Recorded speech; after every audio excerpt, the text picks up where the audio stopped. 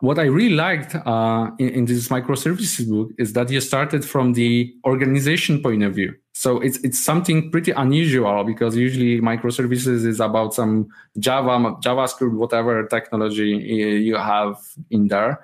And you started with the organization, that the microservices is based on the team structures. The whole organization must adopt. Do you think that this team structure is an important success factor in implementing the service-based architecture? I think it's the important success factor, because I've spent a lot of time in really big companies like Walmart and Oracle, right? And these are each 100,000 person plus companies.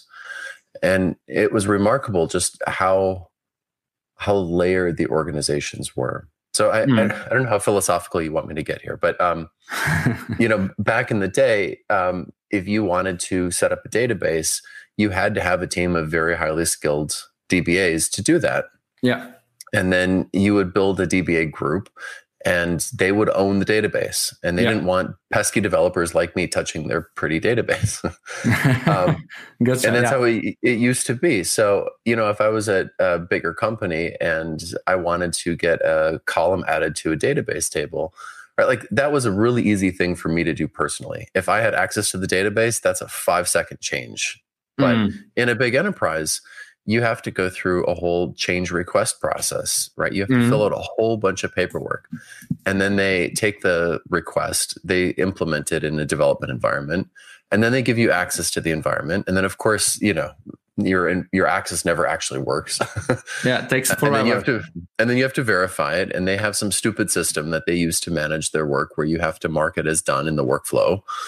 Yeah. And then they promote it to QA, and then they promote it to production. And that's why you end up having all of these project managers, because all you're doing is coordinating the work across horizontal teams.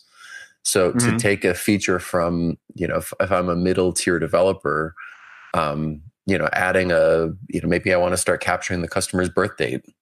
If I had full access to that whole stack, that's a 5-minute change, right? I go to the database, I have the table, I go to the ORM, I expose that property. I go to my mid-tier code where you capture the registration information. I add it there to the form handler, whatever it is.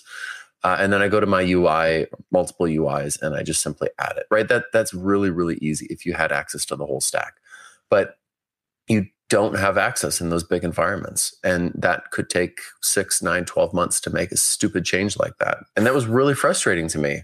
It's really frustrating, because if it's a developer, I don't want to get stuck in these big workflows. I want to get shit done, right? I want to work, because that's what I do. And with microservices, you're building teams that are focusing on a business domain, and then you're allowing them to use technology to solve those specific problems. And with cloud today, you can do that, because now you don't need a team of DBAs. You don't need a team of network admins. You can just go to public cloud. Yeah.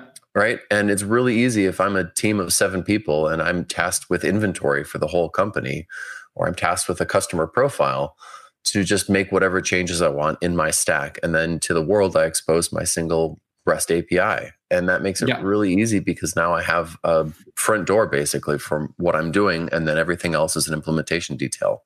So I think everything stems from the organization. And actually, Melvin Conway in 1958 came up with, it was later coined Conway's Law, but it's that the software reflects the organization structure that produced it.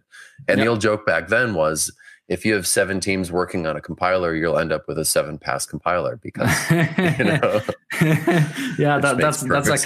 that's a classic, right? 1958. So still so true.